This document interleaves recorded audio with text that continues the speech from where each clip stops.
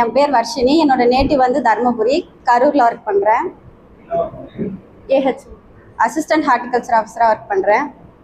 அந்த அக்கா சொன்ன மாதிரி தான் என்னோடதும். நான் வந்து ஆஃப்லைன் கிளாஸ் தான். டெய்லி வீட்டுக்கு போயிட்டு தான் வருவேன். தருமபுரிக்கு போகணும். ஈவினிங்கு நைட்டு 10 ஆகிடும். அதுக்கப்புறம் நான் படித்து மார்னிங் 3க்கு எழுந்திரிச்சிருவேன்.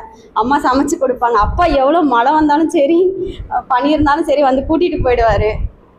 அப்புறம் என் ஃப்ரெண்ட்ஸு, அவங்க ஃபீஸ் கட்டி இங்கே ரூமில் இருக்காங்க. பட் நான் மதியத்தில் ரெஸ்ட் எடுக்க போகணுன்னாலோ இல்லை சாப்பிட்னாலும் திவ்யா, அபி அவங்க 2 பேரும் ரொம்ப ஹெல்ப் பண்ணாங்க.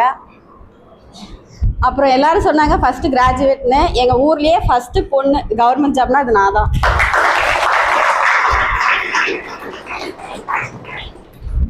என் ரிலேட்டிவ்ஸில் கண்டக்டர், டிரைவர், என் சித்தப்பா பெரியப்பாவே இருந்தாலும் எங்கள் வீட்டில் அப்பாவுக்கு ரொம்ப நம்ம வீட்டில் யாரும் இல்லையேன்னு அதை நான் நிறைவேற்றிட்டேன்.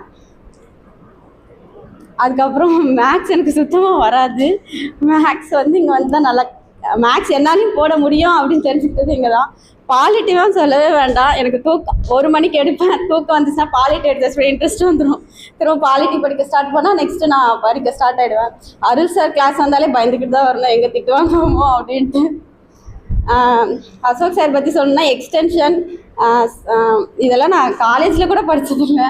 இங்கே வந்து தான் நான் படித்து கற்றுக்கிட்டேன். அப்புறம் தமிழ் சார், தமிழ் எனக்கு சுத்தமாக வராது. தமிழ் இங்கே வந்து கற்று எக்ஸாம் எழுதி பாஸ் பண்ணிட்டேன். இப்போ எங்கள் வீட்லேயே எனக்கு நம்பிக்கை இல்லை நான் பாஸ் பண்ணுவேன். நான் என் ஜூனியர்ஸ்க்கு நான் சொல்லுவேன், கேட்பாங்க எங்கே படிக்கலான்ட்டு. கண்டிப்பாக இங்கே போய் ஜாயின் பண்ணு, கண்டிப்பாக நீ பாஸ் ஆகிடுவேன் அப்படின்னு சொல்லுவேன். ஸோ எல்லாருக்கும் தேங்க்ஸ்.